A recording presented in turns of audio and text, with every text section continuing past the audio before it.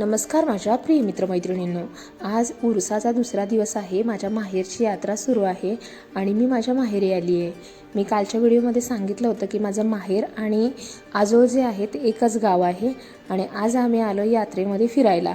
सुरुवातीला मी देवाचं दर्शन घेणार आहे. पीरबाबाच्या दर्ग्यामध्ये आपण जाणार आहोत, कारण यात्रा ही उरूस जो आहे तो पीराचाच उरूस असतो, त्याच्यामुळे या ठिकाणी पहिल्यांदा दर्शन घेणार आहोत. जो रोड आहे त्या रोडला सर्व लायटिंग केलेलं आहे. समोर पीराच्या दर्ग्यासमोर छानसा मंडप घातलेला आहे. गावातले किंवा गावातून बाहेर राहणारे, कामानिमित्त नोकरीनिमित्त जे लोक बाहेर आहेत ते सगळेच या उरसाच्या निमित्ताने गावामध्ये येत असतात, त्यामुळे प्रचंड गर्दी असते उरसाला. या ठिकाणी लहान मुलं जी आहेत ती खेळताना आपल्याला दिसत आहेत आणि जो मंडप पुढे घातलेला आहे त्याच्यामध्येही काही महिला ज्या आहेत त्या दर्शन घ्यायला आलेल्या असतात, त्या बसलेल्या आहेत. बरेच लोक वर्षभर बाहेर राहतात आणि आल्यानंतर अगदी ज्या माहेरवासनी आहेत त्या माहेरी आल्यानंतर सुद्धा या ठिकाणी दर्शन घ्यायला येतात. समोर पीराच्या ज्या दर्ग्यामधलं दृश्य आहे ते तुम्हाला पाहता येते. आतमध्ये लहान मुलांना दर्शनासाठी ते बाबा जे आहेत ते घेऊन जात आहेत आणि एक एक दर्शन घेऊन बाहेर आणून सोडत आहेत. त्याच्यानंतर या ठिकाणी नारळ वगैरे जे आहे ते द्यायचं सुरू आहे. महिला दर्शन घेताना आपल्याला दिसत आहेत. तोपर्यंत इथंच आम्ही थोडा वेळ बसलो आणि त्याच्यानंतर थोडी गर्दी कमी झाल्यानंतर मग दर्शन घ्यायचं नियोजन आहे. छान असं वातावरण आहे. संध्याकाळची वेळ आहे आणि या दर्ग्याच्या समोर एक सरडा आला आहे. महिला ज्या आहेत त्या बघत होत्या.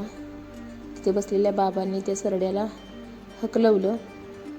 दर्गा बाहेरून अशा पद्धतीने दिसतोय. उरसाच्या निमित्ताने या ठिकाणी लायटिंग केलेलं आहे. बरेचसे नातेवाईक मला या ठिकाणी भेटले. बहीण, मेहुणे, आत्या असे बरेच लोक हळूहळू या ठिकाणी भेटले. इथून आता आम्ही दर्शन घेऊन चाललो आहे माझ्या मामाच्या घरी.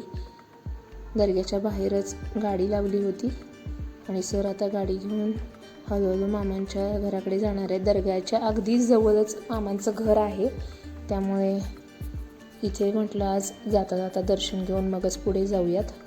त्यामुळे दर्शन घेतलं आणि आता हळूहळू आम्ही मामांच्या घराकडे निघालो आहे. यात्रेनिमित्त या ठिकाणी मुरुम वगैरे जरा टाकलेला आहे आणि मुरुम सोपलेला नाही आहे, त्यामुळे गाडी अगदी सावकाश घेऊन जायला लागते. साडी नेसल्यामुळे मी या ठिकाणी आधीच अलीकडेच उतरवून घेतलं आणि सर छानसे गाडीवरून पुढे गेले.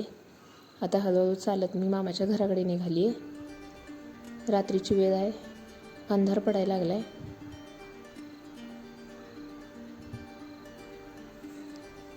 यात्रेत 2 दिवस फार पाहुण्यांची जी असते ती वर्दळ आपल्याला पाहायला मिळते. आज रात्री 11 वाजेपर्यंत पाहुणे वगैरे असेच येत राहणार. हळूहळू चालत मी मामांच्या घरापर्यंत येऊन पोहोचले. स्वागतासाठी समोरच मामी मला दिसते. कितीही वेळा घरी जा आमची मामी मला बघून छान हसून अगदी या या म्हणत असते. इथे आजी, मावशी, मामा, सर आता बाहेरून येऊन खुर्चीवर बसलेले आहेत.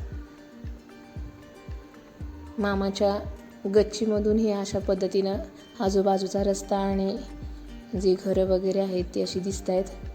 गाव छानसं असं दिसतं. समोर दर्गा इतक्या जवळ असल्यामुळे लायटिंग वगैरे खूप सुंदर असं वातावरण आहे. घरातल्या लहान मुलींना पाहुण्यांच्या यात्रेमध्ये फिरायचं होतं, तर या ठिकाणी छोटासा बाजार जो आहे तो भरतो. छान अशी यात्रा भरली आहे आणि या ठिकाणी मुली फिरायला आलेल्या आहेत. कुरमुरे वगैरे, जिलेबीचे स्टॉल आहेत. इतर ज्या घरामध्ये लागणाऱ्या छोट्या मोठ्या वस्तू आहेत त्या देखील इथं विकायला आलेले आहेत. लहान मुलांच्या आकर्षणाचे फुगे वगैरे, जी खेळणी वगैरे आहेत ती बाजारपेठेत आपल्याला दिसत आहेत.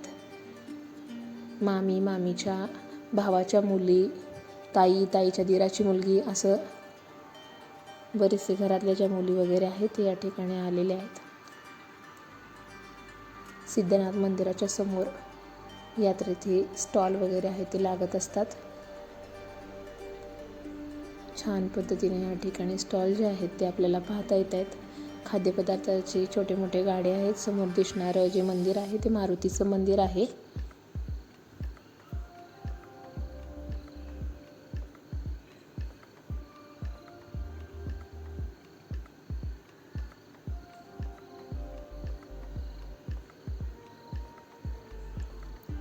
लहान मुलांना खेळण्यासाठी ते पाळणे वगैरे आहेत. भेळ आणि इतर खाद्यपदार्थाचे गाडे देखील पाहायला मिळत आहेत.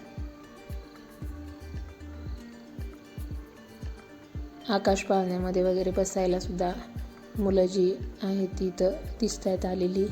ओमकार या ठिकाणी काहीतरी खायला लागला आहे भेळवाल्याकडे.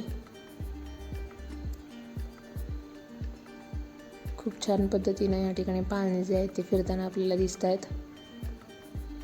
2 दिवस यात्रा असते गावची आणि याची तयारी आधी आपल्याला 4-5 दिवसापासून बघायला मिळते. गावामध्ये काही मानाच्या कुस्त्या असतात, मानाचे आऊट असतात. हौसेने सोडलेले आऊट आपल्याला ऐकायला येतात. तशा हौसेने लावलेल्या कुस्त्या देखील पाहता येतात. छान पद्धतीनं यात्रेचं जे नियोजन आहे ते दरवर्षी राजवली यात्रा कमिटी जी आहे ती नियोजन लावत असते. या ठिकाणी कुस्त्या देखील आज सुरू होत्या. माझे वडील कैलासवासी श्री पोपट रामचंद्र कुलकर्णी यांच्या स्मरणार्थ आमचे बंधू श्रीकांत पोपट कुलकर्णी यांनी 5,000 रुपयांची एक कुस्ती या ठिकाणी लावली होती. कुस्तीची अनाऊन्समेंट झालेली मला ऐकता आली, परंतु सरांकडे वेळ नव्हता त्यामुळे ते काही गेले नाहीत. थोड्या वेळाने ओमकार कुस्त्या बघायला गेला होता आणि तेव्हाची ही जी दृश्य आहेत ती त्याने कॅमेऱ्यात कैद केलेली आहेत. या ठिकाणी पंच म्हणून माझ्या पप्पांचे मामांची मुलं आणि बऱ्यापैकी कुस्तीचे जे पैलवान आहेत ते या ठिकाणी असतात.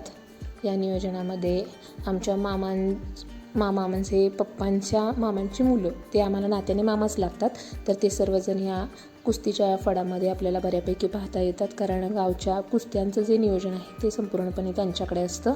त्यामुळे माझे वडील 2018 साली गेल्यापासून आपण दरवर्षी एक त्यांच्या नावे कुस्ती या ठिकाणी लावत असतो. सालाबादाप्रमाणे यंदा देखील पप्पांच्या नावची जी कुस्ती आहे ती या ठिकाणी लावली.